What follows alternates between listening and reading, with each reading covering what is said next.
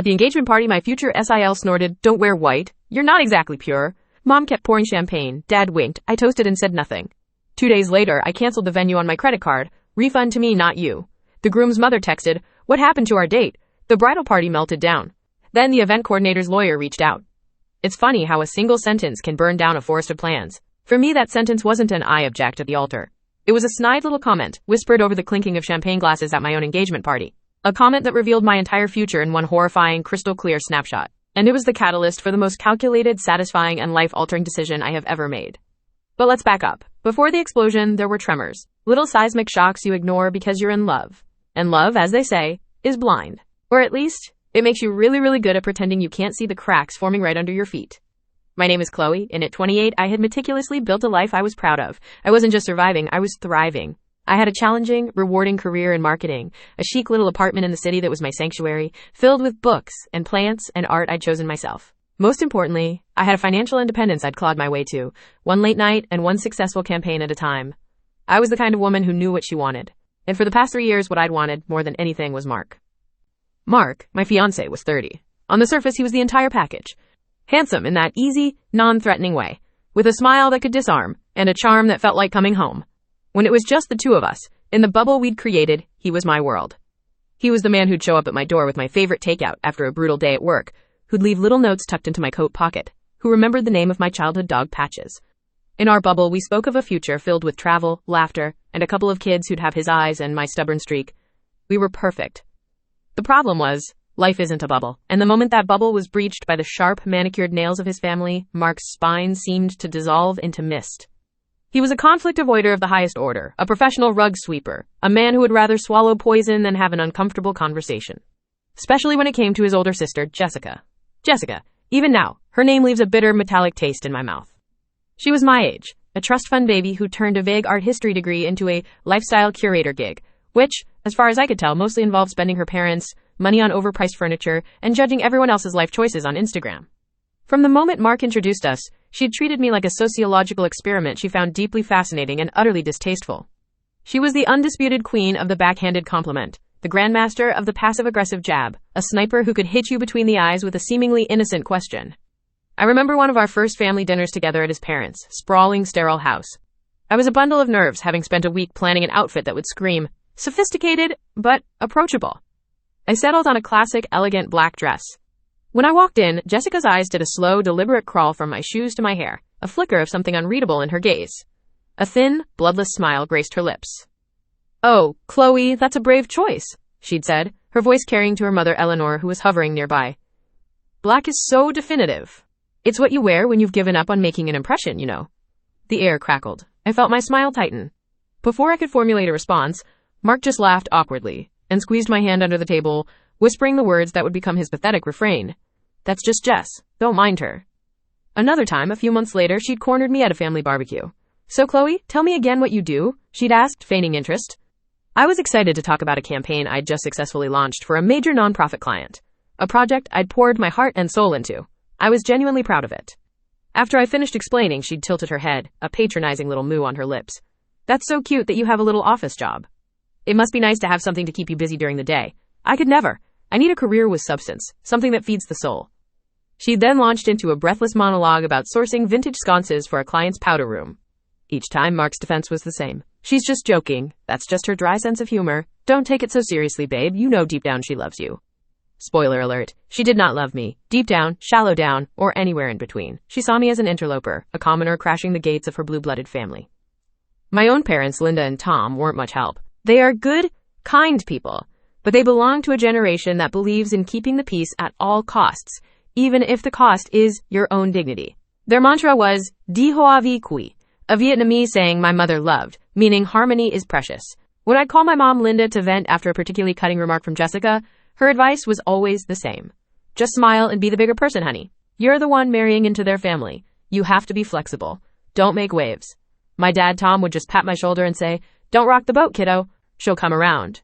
They saw my future happiness as a negotiation where my self-respect was a bargaining chip. Then there was Eleanor, my future mother-in-law, or FMIL. Her entire existence revolved around appearances. She wasn't an overtly cruel woman, but her moral compass was calibrated to one single, unwavering question. What will my friends at the country club think? Our wedding wasn't a celebration of love to her. It was the social event of her season, a theatrical performance she was directing. Mark was the leading man, and I was the ingenue who'd better hit her marks and not forget her lines. This brings me to the venue, the manor at Crestwood Gardens. It was a breathtakingly beautiful historical estate, with sprawling, manicured gardens and a grand ballroom that looked like something out of a Disney movie. It was also breathtakingly expensive. My dream had been a smaller, more intimate wedding at a vineyard, but Eleanor had shot that down immediately. A vineyard? Darling, that's so rustic. The manor is classic. It has prestige. Mark's family had insisted, from day one, that they would be footing the bill for the venue as their wedding gift. It was a grand, sweeping gesture, one meant to signify their status and generosity. When it came time to put down the substantial 5-figure deposit, a small, convenient issue arose. Eleanor claimed their preferred credit card didn't have a high enough single transaction limit. It sounded flimsy, but I was still in my eager-to-please phase. Wanting to be helpful, to be the perfect, accommodating future daughter-in-law, I heard myself offering before I could stop. I can put it on my card if that helps, I'd chirped, like an idiot. I have a great credit limit and a fantastic rewards program. You can just pay me back. Oh, Qley, you are an absolute lifesaver, Eleanor had gushed, clasping my hand. They promised to wire the money the very next day. Mark beamed at me, whispering, "See? They love you." So I did it. I swiped my card, my stomach doing a nervous flip-flop at the sheer number of zeros. I signed the contract, which was solely and exclusively in my name, and secured the fairy tale venue. I had a legally binding contract with the manor and a verbal agreement with my future family. What could possibly go wrong? The money, of course, never arrived. A week later, I gently brought it up with Mark. He waved it off with a casual flick of his wrist. Oh, don't worry, my parents are good for it. They're probably just swamped with the club's charity auction. It's all for the wedding anyway, right? What's mine is yours, what's theirs is ours. It's all family money now. It was another red flag, a giant crimson banner flapping violently in a hurricane. But I was so in love, I chose to see it as a rose petal. The engagement party was an intimate affair at a chic, upscale restaurant called Aria, all low lighting, dark wood, and expensive wine. It was meant to be a celebration of us, the official joining of two families. For the first hour, it was perfect, deceptively so. Laughter flowed as freely as the vintage champagne Eleanor had insisted on ordering. My parents, Linda and Tom, were chatting happily with Mark's father. Even Jessica seemed to have holstered her verbal daggers for the evening, offering me a tight-lipped but not overtly hostile smile. I allowed myself to relax, to breathe, to believe that maybe, just maybe, everything was going to be okay. The conversation eventually turned to the wedding, as it always did. My Aunt Susan, a sweet, harmless woman with a penchant for romantic comedies, turned to me with a twinkle in her eye. So, Qley, have you thought about the dress? Are you going for a traditional white gown?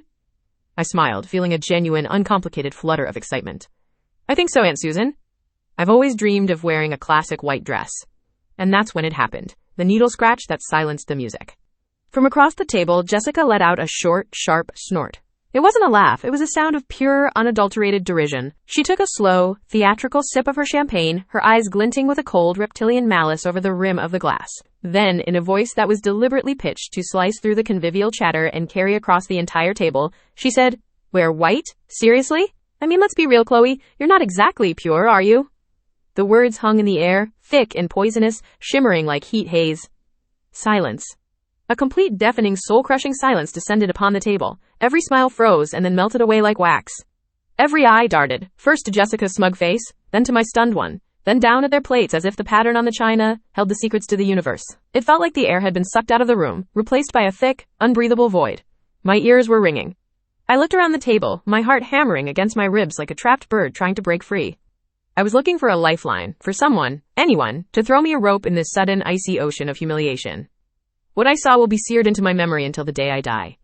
My mother, Linda, who had been beaming moments before, suddenly found the contents of her champagne flute utterly fascinating. Without meeting my desperate, pleading gaze, she picked up the bottle and silently, meticulously, poured more champagne into her glass, her movements stiff and unnatural. She didn't hear a thing, she chose not to. She was making waves disappear by pretending the ocean was a puddle.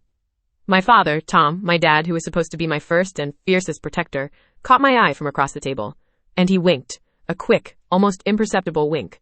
It wasn't a wink of solidarity. It wasn't a secret signal that said, "I've got you." It was a wink that said, "Just let it go, kiddo. Don't make a scene. Don't rock the boat."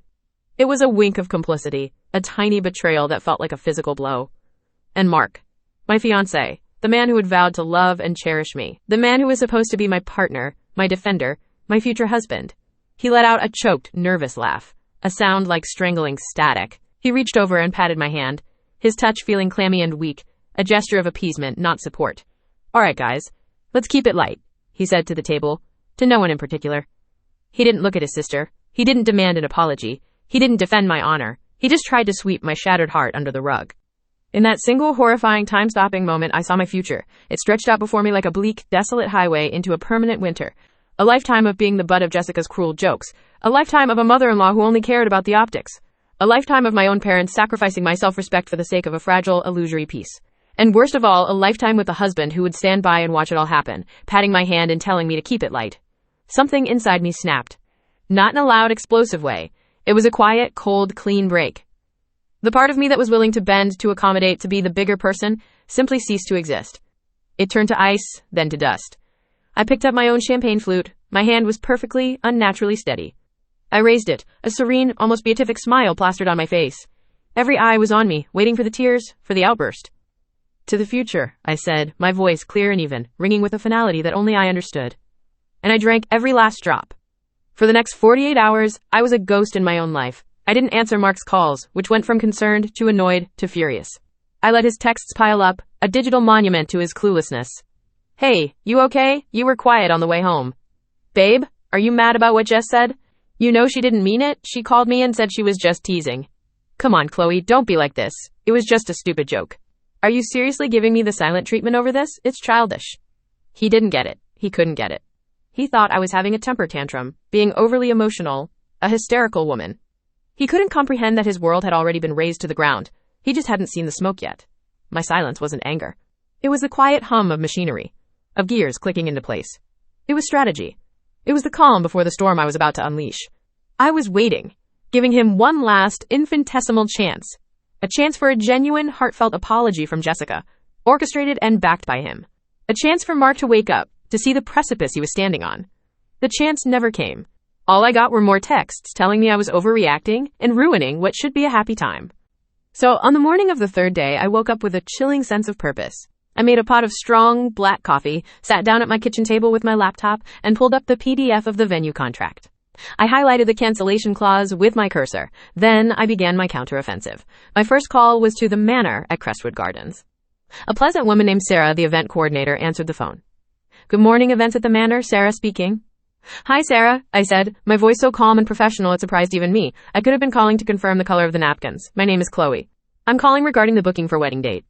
Of course, Qley. How can I help you today? Are we thinking about floral arrangements? She asked cheerfully. Actually, I'm calling to cancel the event. There was a beat of stunned silence on the other end of the line. Oh, I'm so sorry to hear that. Is everything all right? Everything is perfectly fine, thank you, I said, the words tasting like the sweetest freedom. I'm just exercising the cancellation clause in our contract. I believe it states that a full refund of the deposit is granted if the cancellation is made more than 6 months prior to the event date. Yes, that's correct, she said, her voice now more formal. All business. I could hear the soft clicking of a keyboard. I'm pulling up your file now. Yes, I see it. The contract is under your name, Qley, last name. And the deposit was paid with a Visa card ending in 8,432? That's the one, I confirmed, my heart giving a steady, powerful thump. Okay, we can process that for you. The refund will be issued back to the original card. This was the critical part. The kill shot. I took a steadying breath. Excellent.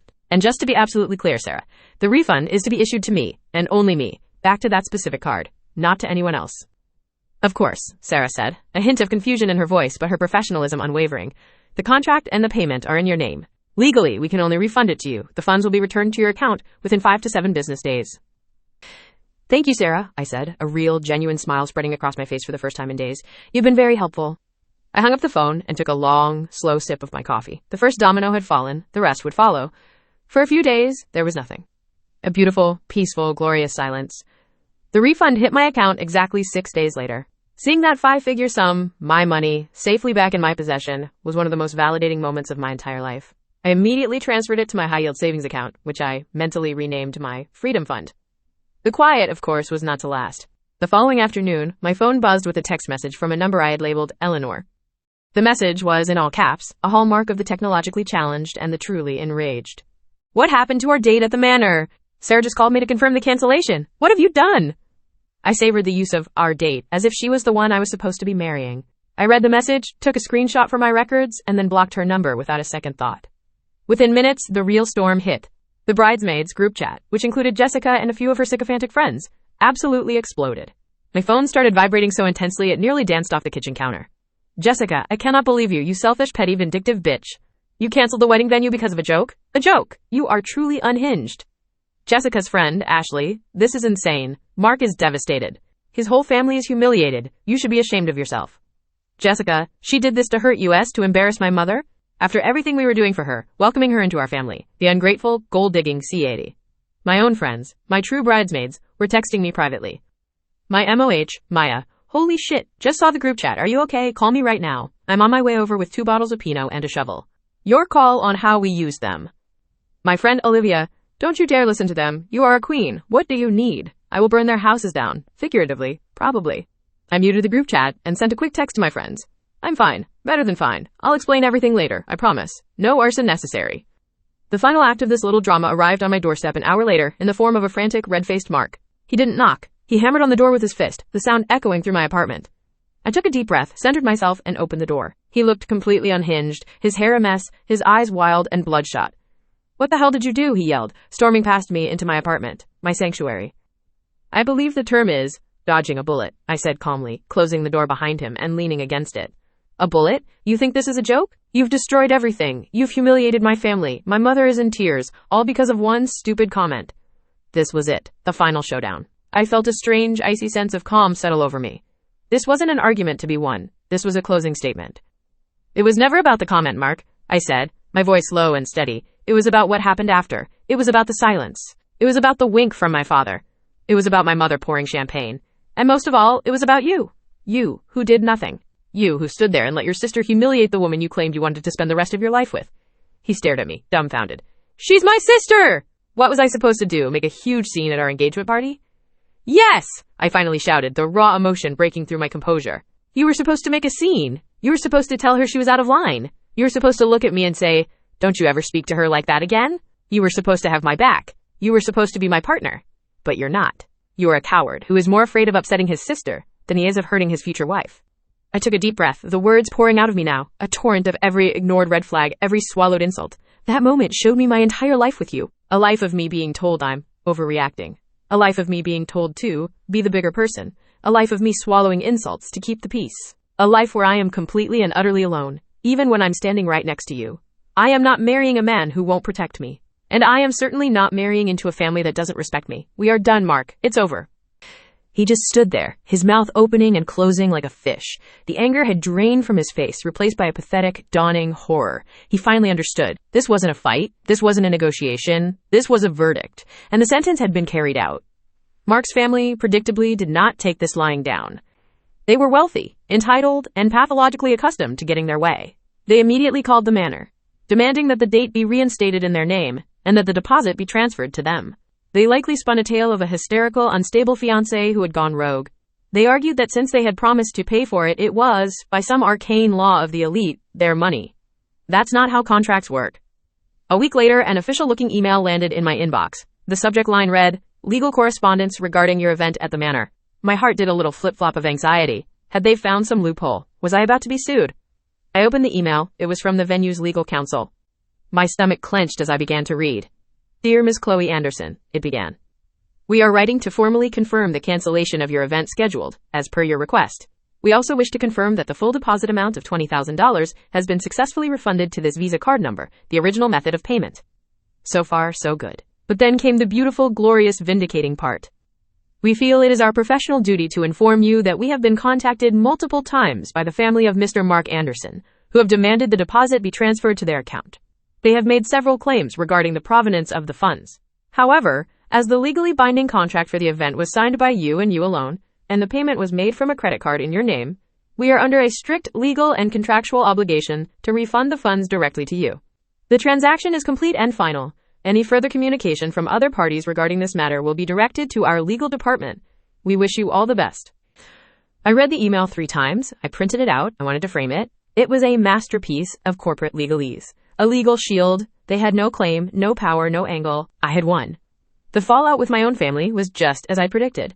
Eleanor, unable to get satisfaction from the venue, had started a campaign of harassment against my parents. She called them, crying and screaming, painting me as a conniving, gold-digging thief who had planned this all along to steal their money. My mother Linda called me, her voice trembling with stress. "Qley, what have you done? The whole family is in an uproar. Eleanor is telling everyone you scammed them." Maybe you should just give them the money back, just to keep the peace? This was the moment I had been dreading and preparing for. For the first time in my life, I refused to rock the boat. I capsized it. No, I said, my voice firm but not unkind. I will not be giving them a single cent.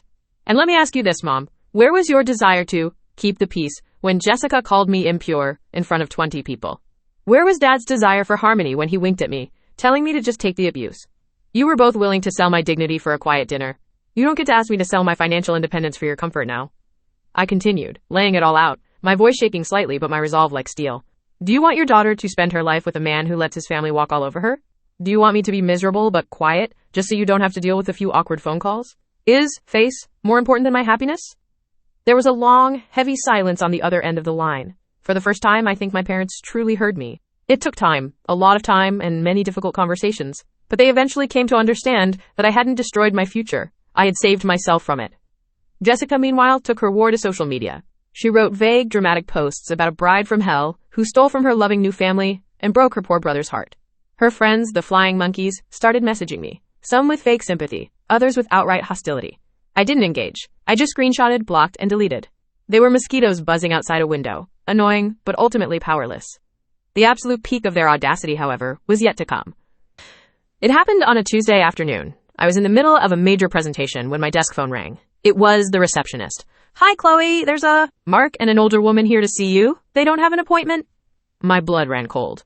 I excused myself from the meeting, my mind racing.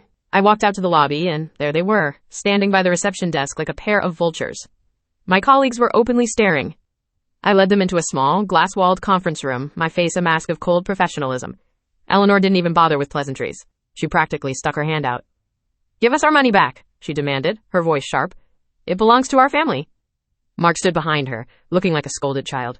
Come on, Qley, he mumbled. This has gone on long enough. My mom's right. That was our money for the wedding. I looked from her furious face to his pathetic one, and I felt nothing but pity and relief. First, I said, my voice dangerously quiet, this is my place of employment. You are trespassing and creating a hostile environment. Second, the contract and the credit card were in my name. Legally, it was my money until you paid me back, which you never did. So legally, the refund is also my money. And third, if you are not out of this building in 60 seconds, I will be calling security to have you escorted out.